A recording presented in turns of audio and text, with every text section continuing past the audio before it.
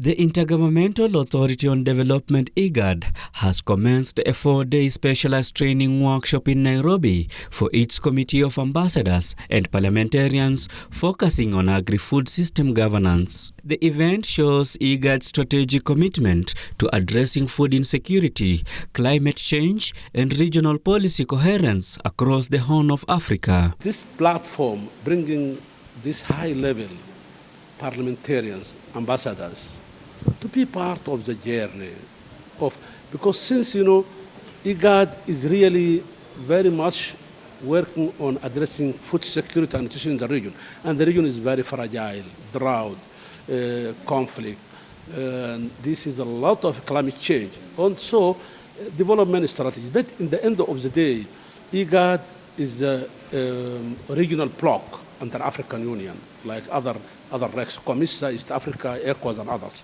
Speaking to the media, Dr. Mohi Tahomi, IGAD's Director for Cooperation and Regional Integration, highlighted the critical role of the training in advancing resilient, inclusive, and sustainable agri-food systems. Bringing those people with member states to be working with the technical people to deliver this upcoming Kampala declaration, which merely focusing on addressing the issue of food security and using this multi-programmatic approach, because the Kampala declaration is very unique.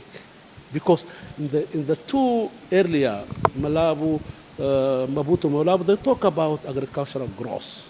Now we are moving to the agri-food.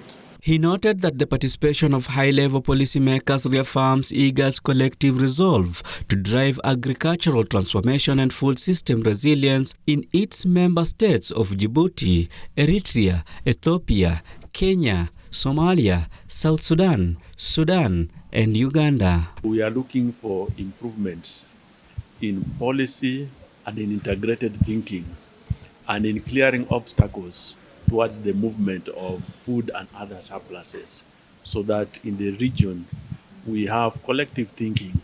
We think as a region, we produce for the region, we produce for each other, we know each other's seasons, and improve also the infrastructures and policies that affect food production and even livestock and all related. Dr. Tahomi called for greater budget reallocation to agriculture, particularly in climate adaptation and agri-food value chains. He urged enhanced coordination, policy harmonization, and the domestication of regional commitment through national legislatures.